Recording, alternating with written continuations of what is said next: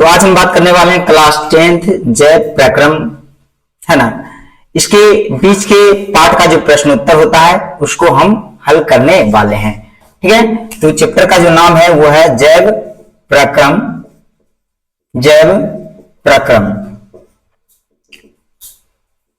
छठा क्वेश्चन है। अभी तक हम 5 क्वेश्चन का जो है हल कर चुके हैं। छठा क्वेश्चन कुछ इस प्रकार से है कि प्रकाश संश्लेषण के लिए आवश्यक कच्ची सामग्री पौधे कहां से प्राप्त करते हैं, है ना। प्रकाश संश्लेषण के लिए, है ना, संश्लेषण के लिए आवश्यक सामग्री, है ना, आवश्यक सामग्री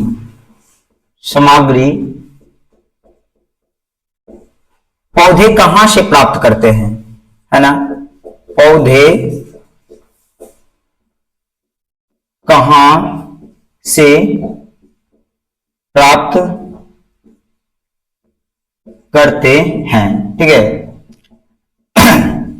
देखो, कहने का अर्थ है कि प्रकाश संश्लेषण के लिए आवश्यक सामग्री क्या क्या चाहिए, है ना। प्रकाश संश्लेषण एक प्रकार का क्या है, एक रासायनिक अभिक्रिया है ना, जिसमें क्या है, प्रकाशीय ऊर्जा को, है ना, प्रकाशीय ऊर्जा को, है ना, किसमें बदला जाता है, एक रासायनिक ऊर्जा में बदला जाता है, परिवर्तित किया जाता है, और पौधे इसका क्या करते हैं, उपयोग करते हैं, है ना, अनुरक्षण के लिए। चलो, तो सबसे पहले प्रकाश संश्लेषण के लिए हमें क्या चाहिए बाबू, है ना, हमें चाहिए,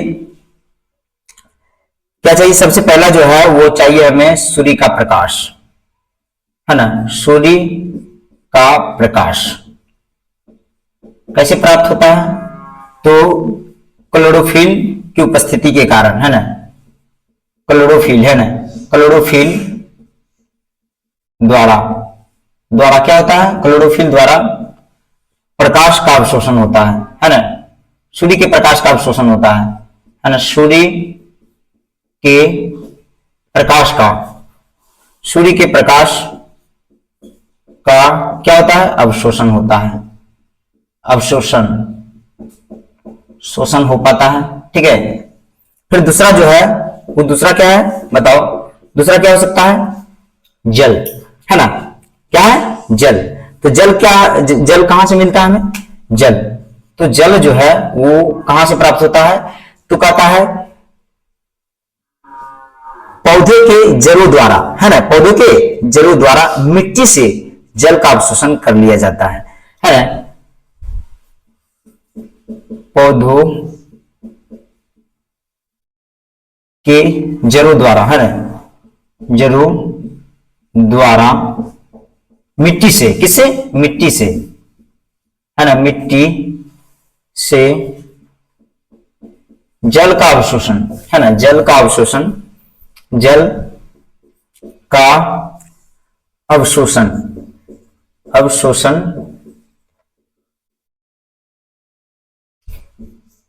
किया जाता है, अवशोषण किया जाता है, ठीक है। कहता है जल मतलब पौधों के जड़ों द्वारा मिट्टी से जल का अवशोषण किया जाता है ना, ये हो गया। फिर अगला जो पॉइंट होगा और क्या है, प्रकाश संश्लेषण के लिए और क्या चाहिए बताओ, तो कार्बन डाइऑक्साइड, है ना। कार्बन डाइऑक्साइड कैसे प्राप्त होता है, तो वायुमंडल में उपस्थित वायु से, है ना, कार्बन डाइऑक्साइड को ग्रहण किया जाता है ना। और ये काम कौन करता है, तो ये काम पत्ती करते हैं, पत्ती में उपस्थित, है ना, छिद्र रंध्र, जिसको हम क्या कहते हैं, स्टोमाटा, है ना, स्टोमाटा, और वही यह काम कर पाता है। तो हम लिखेंगे कार्बन डाइऑक्साइड, है ना, कार्बन डाइऑक्साइड, है ना, कार्बन डाइऑक्साइड। तो लिखेंगे किससे होता है, तो वायुमंडल में उपस्थित, है ना, उपस्थित वायु, किससे, वायु से, है ना, पत्तियों द्वारा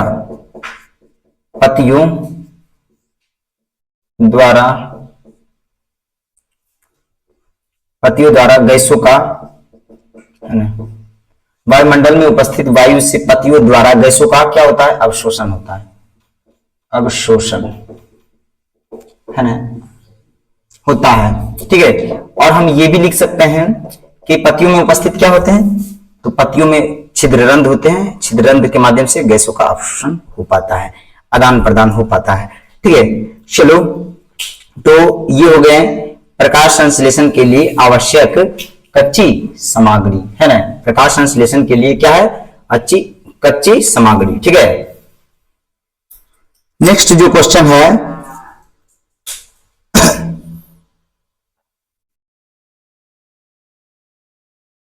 कहता है हमारे आमाशय में अम्ल की क्या भूमिका है? हमारे आमाशय में अम्ल की क्या भूमिका है? ठीक है, इस प्रश्न को हम हल करेंगे।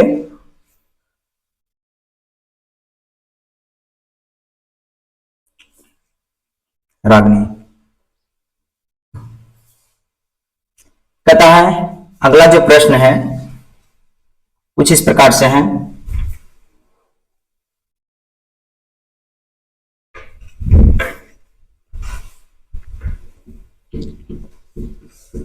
कि हमारे आमाशय में अम्ल की क्या भूमिका है ना। हमारे आमाशय में कौन सा अम्ल पाए जाते हैं? तो हाइड्रोक्लोरिक अम्ल पाए जाते हैं, है ना। कौन सा अम्ल पाए जाते हैं? हाइड्रोक्लोरिक अम्ल। हमारे आमाशय में अम्ल की भूमिका क्या है? हमारे आमाशय में, है ना, आमाशय में अम्ल की क्या भूमिका है ना, क्या भूमिका है? भूमिका है, अम्ल की क्या भूमिका है? प्रश्न इस प्रकार से है, यह हमारा हो जाएगा क्वेश्चन नंबर 7वां, है ना। तो हमारे आमाशय में जो है अम्ल की महत्वपूर्ण भूमिका ये है कि हाइड्रोक्लोरिक अम्ल की सबसे महत्वपूर्ण भूमिका है ना।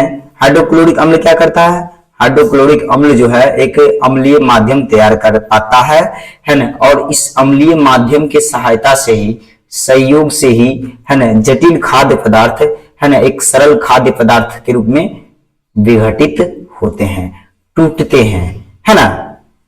चलो, इसका हम उत्तर देते हैं।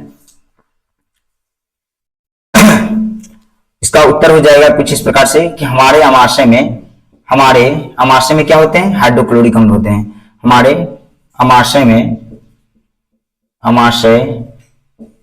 में हाइड्रोक्लोरिक अम्ल उपस्थित होते हैं। हमारे आमाशय में HCl, है ना, हाइड्रोक्लोरिक अम्ल इसी को कहते हैं ना, उपस्थित होते हैं, उपस्थित होते हैं, उपस्थित होते हैं। ठीक है, यह अम्लीय माध्यम तैयार करते हैं। ये क्या करते हैं? यह अम्लीय माध्यम तैयार करते हैं, यह अम्लीय माध्यम तैयार करते हैं, अम्लीय माध्यम का निर्माण करते हैं, का निर्माण करते हैं। ठीक है, कहता है जिसकी मदद से एंजाइम का कार्य होता है ना। यह क्या है? हाइड्रोक्लोरिक अम्ल जो है, हाइड्रो लिख देंगे, हाइड्रोक्लोरिक अम्ल, है ना, क्लोरिक अम्ल, हाइड्रोक्लोरिक अम्ल एक एंजाइम, है ना, एंजाइम, इसको हम कह सकते हैं जैव उत्प्रेरक। क्या कह सकते हैं? जैव उत्प्रेरक, जो क्या करता है? एंजाइम, कहता हाइड्रोक्लोरिक अम्ल एक एंजाइम के रूप में कार्य करता है, के रूप में कार्य करता है, के रूप में कार्य करता है। ठीक है, जो जटिल खाद्य पदार्थ को, जो जटिल खाद्य पदार्थ को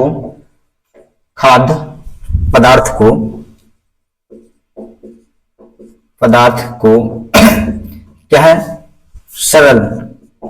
सरल खाद्य पदार्थ में विघटित करता है, सरल खाद्य पदार्थ में विघटित करते हैं।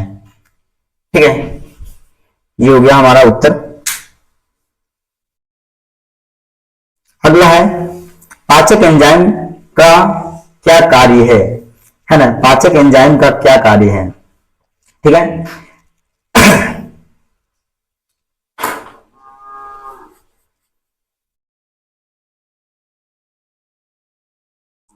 इसको मिटा देते हैं, उसके बाद हम अगले प्रश्न को लिखेंगे, है ना।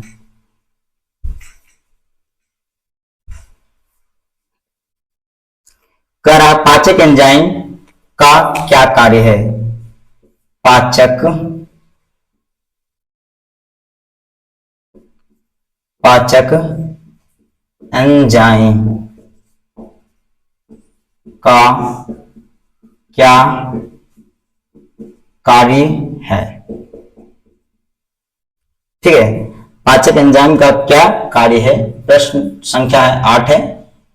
तो पाचक एंजाइम क्या होते हैं, एक जैव उत्प्रेरक होते हैं, जैसे में एमिलेस एंजाइम है ना, ट्रिप्सिन, पेप्सिन, लाइपेज है ना, ये सभी क्या है, ये सभी जो है पाचक एंजाइम है ना, एक प्रकार के जैव उत्प्रेरक है ना। इनका कार्य क्या होता है कि भोजन में उपस्थित है ना जितने भी जटिल खाद्य पदार्थ होते हैं, चाहे वो वसा हो, प्रोटीन हो, है ना, समझा कि नहीं, इन सभी को क्या करते हैं, सरल खाद्य पदार्थों में परिवर्तित करते हैं।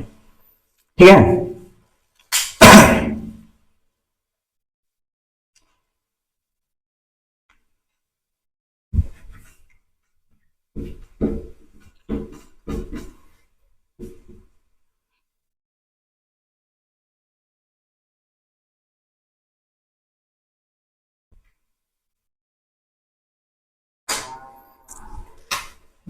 इसका उत्तर हो जाएगा पाचक एंजाइम, है ना।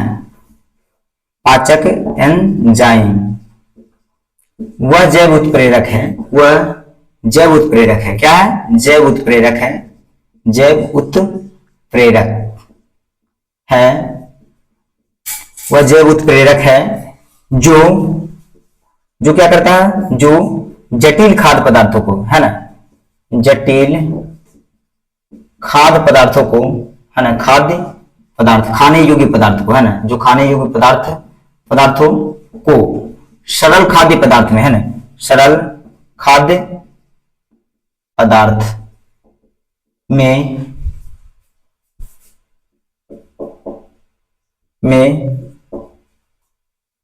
कहता है जो जटिल खाद्य पदार्थ को सरल खाद्य पदार्थ में विघटित, है ना, विघटित, ये तो बदलने में है ना, विघटित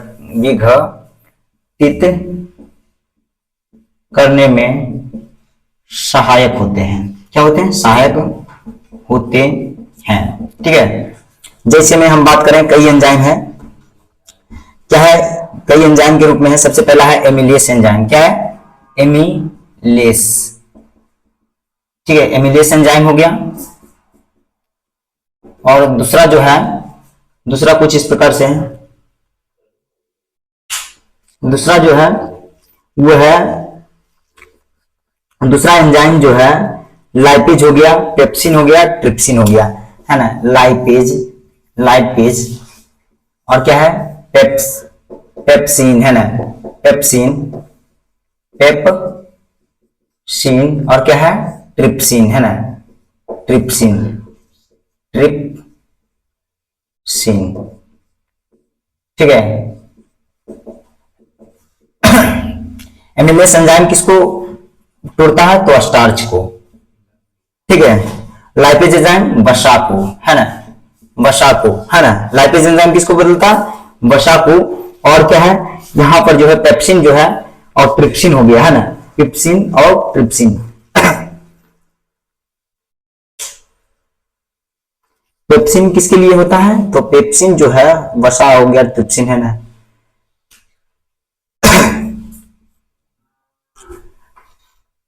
प्रोटीन पाचक में सहायक होते हैं, लाइपेज जो हो गया प्रोटीन, है ना, एक हो गया कार्बोहाइड्रेट, कार्बोहाइड्रेट सही है ना, तो पेप्सिन हो गया तो ट्रिप्सिन होता ना, ट्रिप्सिन होता, हाँ ठीक है, कार्बोहाइड्रेट में सहायक।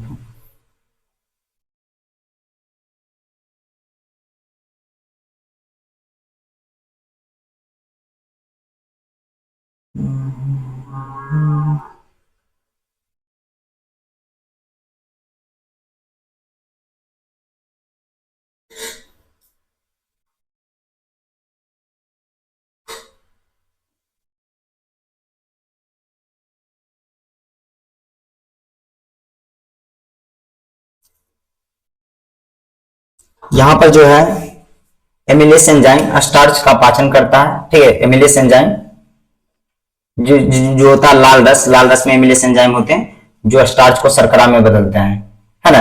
और वसा को लाइपेज क्या करता है, वसा को वसा अम्ल में बदलता है ना। पेप्सिन क्या करता है, इसको अमीनो अम्ल में बदलता है ना। और यहाँ पर जो है कार्बोहाइड्रेट को, है ना, ग्लूकोज में बदला जाता है, ठीक है, परिवर्तित किया जाता है, ठीक। स्टार्च एमिलेस एंजाइम स्टार्च को किसमें बदलता है, शर्करा में, ठीक है।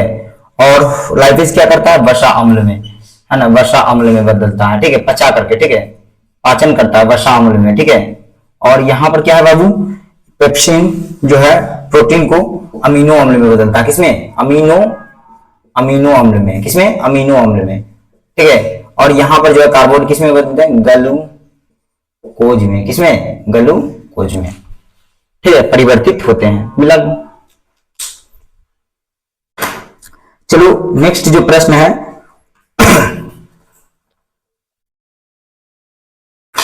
अगला जो प्रश्न है कुछ इस प्रकार से है। प्रश्न संख्या 9।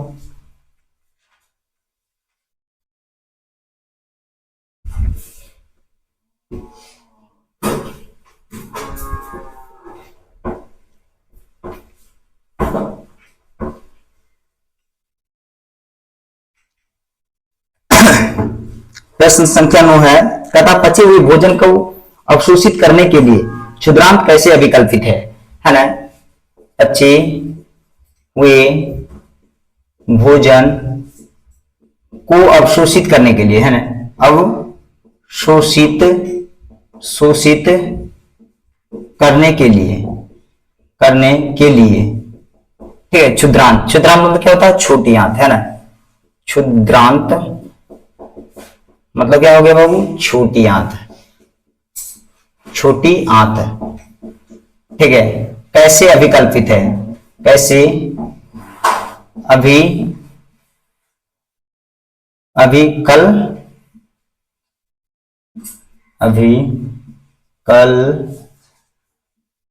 है, ठीक है। इस प्रकार से प्रश्न है। तो देखो पचे हुए भोजन का अवशोषण, है ना, पचता कहां भोजन है ना। पूर्ण पाचन कहां होता है बताओ, तो पूर्ण पाचन होता है छोटी आंत में। कहां होता है पूर्ण पाचन, कहां होता है, छोटी आंत में पूर्ण पाचन होते हैं, ठीक है। किसका तो होता है, वसा का होता है ना, प्रोटीन का होता है पूर्ण पाचन, और किसका होता है बाबू, कार्बोहाइड्रेट का पूर्ण पाचन होता है, कार्बोहाइड्रेट का, ठीक है, पूर्ण पाचन होता है, ठीक है। किसमें, क्षुद्रांत में पूर्ण पाचन होते हैं, वसा का होता है, प्रोटीन का होता है और कार्बोहाइड्रेट का हो पाता है। अब क्या है, जैसे ही पच जाते हैं भोजन तो क्षुद्रांत में क्या उपस्थित होते हैं, दीर्घ रोम होते हैं। क्या होते हैं, दीर्घ रोम कैसा होता है, तो दीर्घ रोम जो होता है वो बिल्कुल अंगुली, है ना, अंगुली प्रवर्धन जैसा होता है। कैसा होता है, अंगुली प्रवर्धन जैसा होता है, ठीक है। जो पचे हुए भोजन को क्या करता है, पचे हुए भोजन को, है ना, पचे हुए भोजन को वो क्या करता है, अवशोषित करता है, अवशोषित करता है, ठीक है, अवशोषित करता है, ठीक है, अवशोषित करता है। और पचे हुए भोजन अवशोषित होकर कहां जाते हैं, प्रत्येक कोशिका के पास पहुंच जाते हैं, है ना।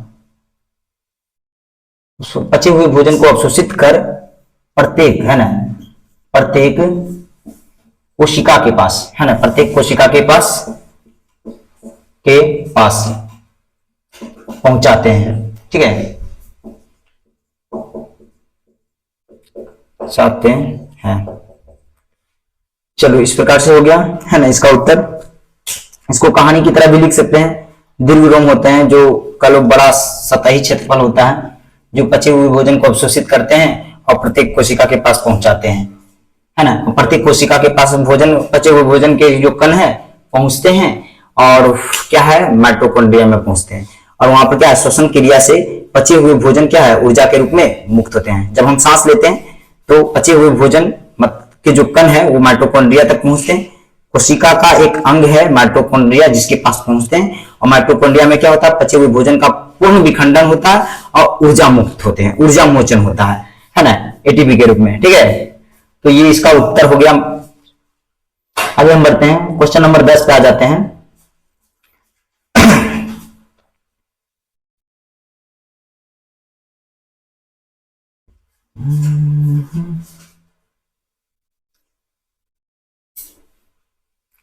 क्वेश्चन नंबर 10 जो है कुछ इस प्रकार से है।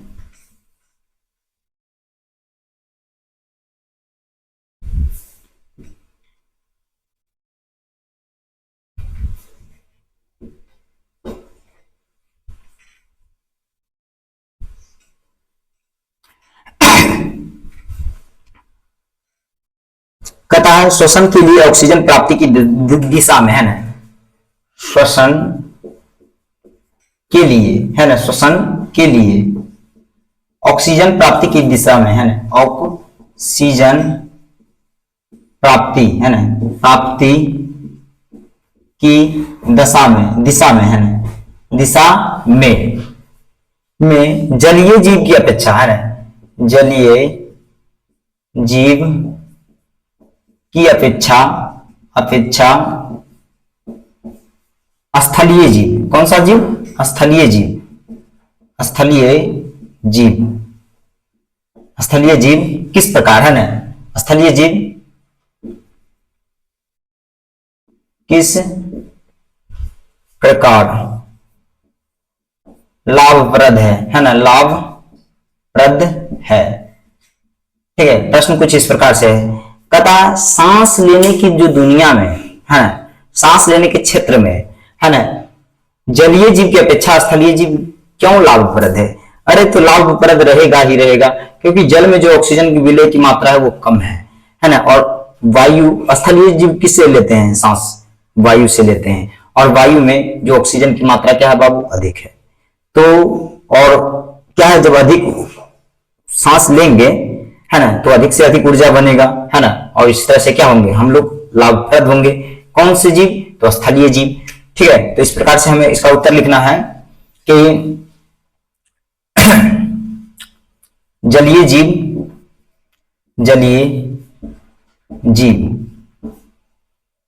जल में विलय, है ना, जल में विलय ऑक्सीजन द्वारा, है ना, द्वारा श्वसन करते हैं।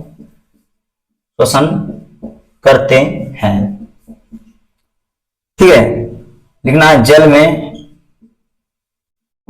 विलय ऑक्सीजन की मात्रा काफी कम होता है ना, जल में विलय ऑक्सीजन की मात्रा क्या होता है, कम होता है, ऑक्सीजन की मात्रा कम होता है,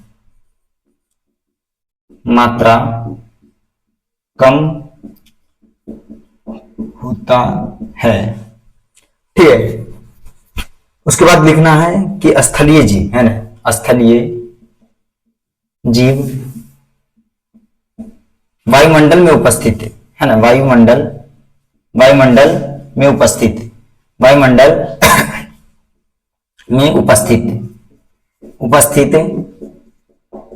वायु द्वारा, है ना, वायु द्वारा। ठीक है, वायु द्वारा कहता है वायुमंडल में उपस्थित वायु द्वारा ऑक्सीजन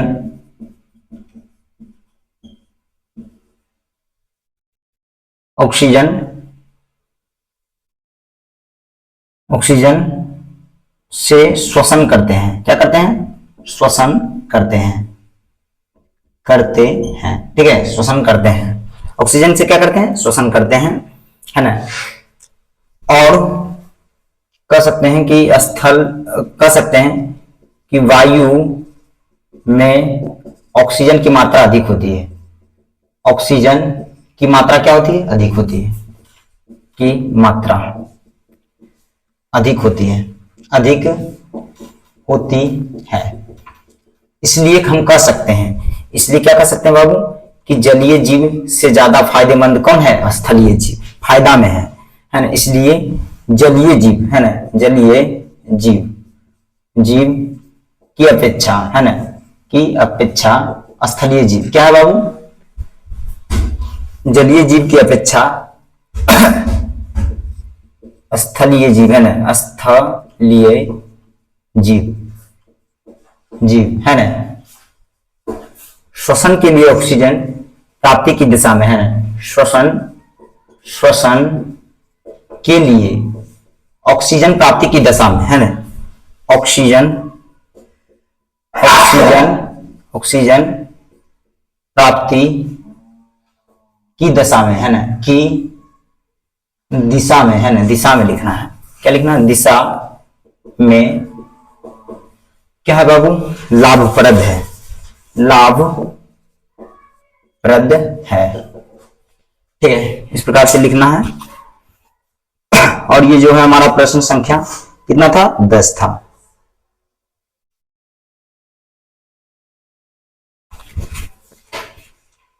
देखो श्वसन के लिए ऑक्सीजन की प्राप्ति की दिशा में है ना, लगभग जीव जो है ना श्वसन के रूप में क्या लेते हैं, ऑक्सीजन लेते हैं, ठीक है।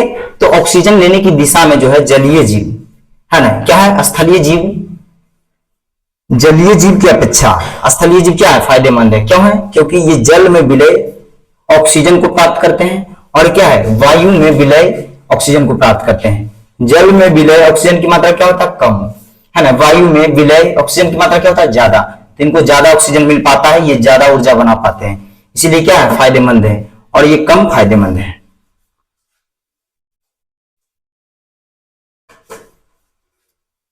ठीक है, तो आज के लिए इतना ही रहने देते हैं। अगले लेक्चर में जो है बीच के पार्ट को हम सॉल्व करेंगे, ठीक है।